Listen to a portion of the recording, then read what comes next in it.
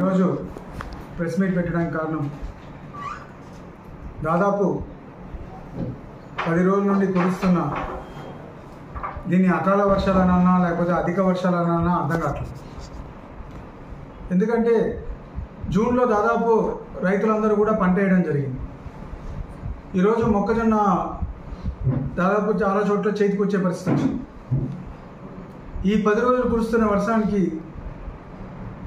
తెగులు వచ్చి దాదాపు మొక్కజొన్న కూడా చాలా చోట్ల పంట నష్టం జరగడం జరిగింది. అదేవిధంగా కొంతమంది ఆల్రెడీ ఇప్పుడు రోడ్ల మీద కోసుకొని పెట్టుకొని ఉన్నారు, ఎండబెట్టినాడు.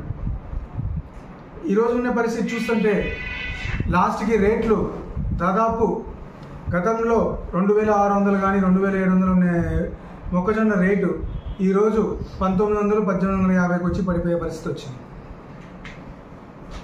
ఈరోజు ప్రభుత్వం బాధ్యత తీసుకొని రైతులను ఆదుకోవాల్సిన పరిస్థితి ప్రభుత్వానికి ఉంది. ఎందుకంటే ఒక పక్క ఉల్లిపాయ రైతుల పరిస్థితి ఎంత దారుణంగా ఉందో, ఎంత అధ్వానంగా తయారైందో మీ అందరికీ తెలుసు. ఈరోజు కింటా 600 రూపాయలు 700 రూపాయలు బ్యాగ్ కొనే పరిస్థితికి దిక్కుమాలిన పరిస్థితిలో ఉంది. ఈరోజు టమాటాలు అదేవిధంగా రేట్లు పడిపోయినాయి. మళ్ళీ ఆ వంతు ఈరోజు మొక్కజొన్నకు వచ్చే పరిస్థితి ఉంది.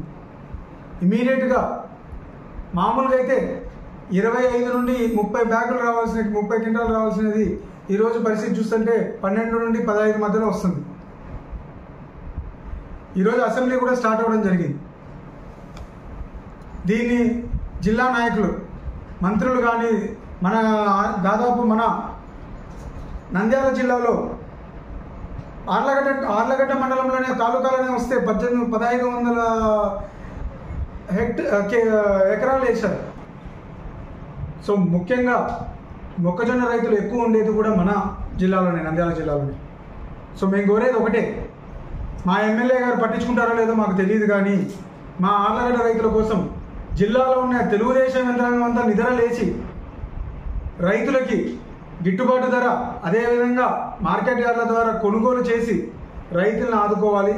అండ్ ఇంకొకటి, పంట నష్టం కూడా ఒకసారి మీ విఆర్ఓలని అందరినీ, అగ్రికల్చర్ ఆఫీసర్స్ని అందరినీ పంపించి, ఏఓలని పంపించి ఎక్కడెక్కడ ఎంతెంత పంట నష్టం జరిగింది అనేది ఒక అవగాహన తీసుకొని రైతులకు కూడా న్యాయం చేయాల్సిందిగా డిమాండ్ చేస్తున్నాం.